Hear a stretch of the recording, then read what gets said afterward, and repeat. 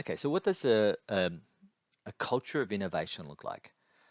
I wanted to show an example of an innovative workplace culture.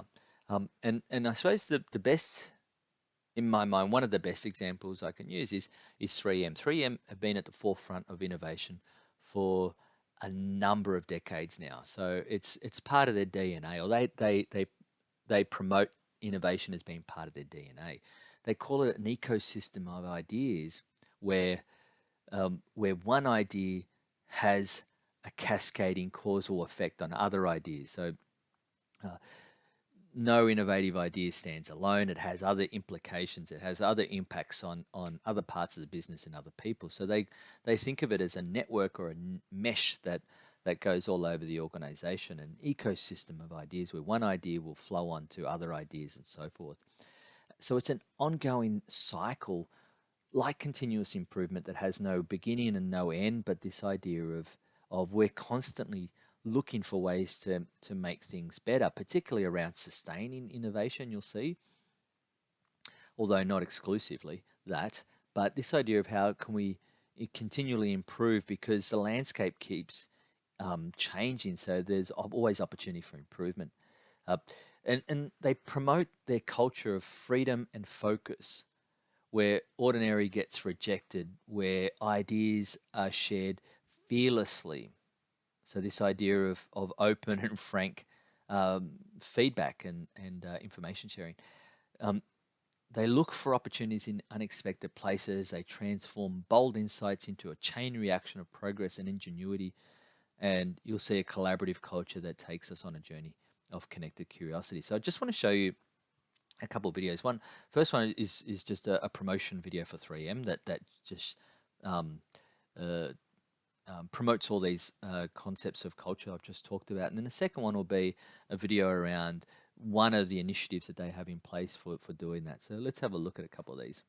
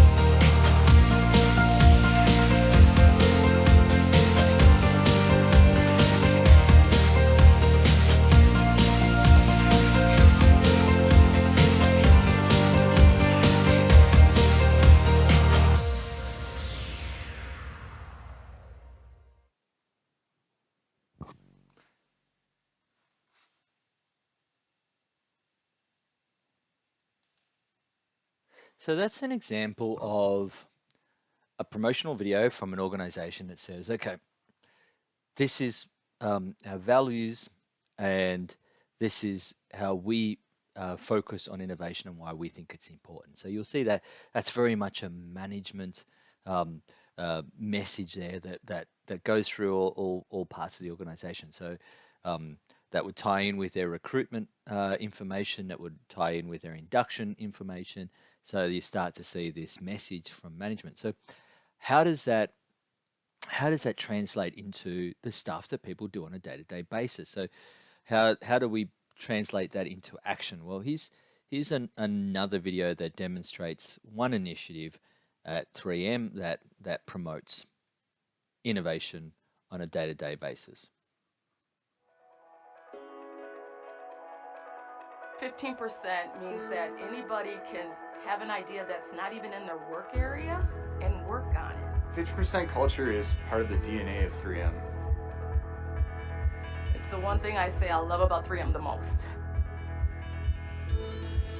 15% culture typically starts with someone testing something out just on their own.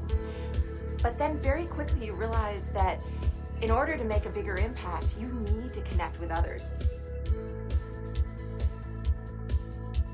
There's a lot of really smart people here at 3M. You can come up with a lot of great products, solve a lot of great problems. Everyone, not just scientists, everyone has ideas. If you have a good idea and you grab a bunch of people to help you develop that idea, it's amazing the things that we can do.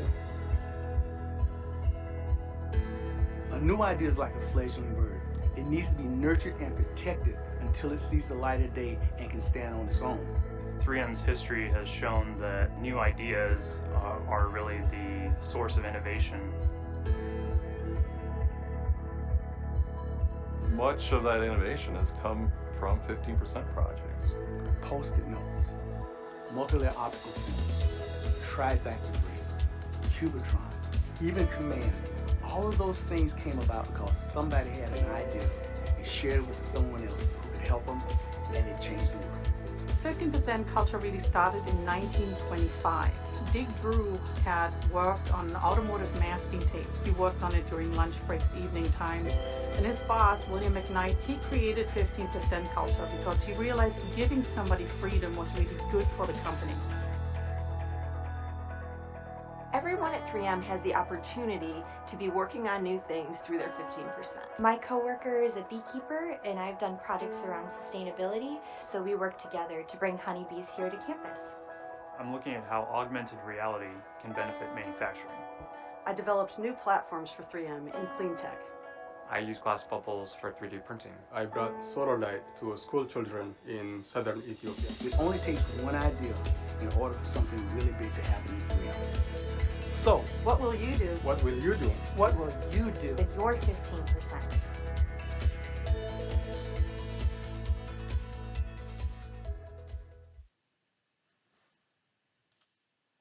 So there you see a great example of where a value of innovation within an organization gets translated into a behavior, and that behavior, as part of their planning process, from the most senior plans to their operational plans, is this 15% time where people within the organization get 15% of their time to be able to work on something that an idea that they think could be beneficial.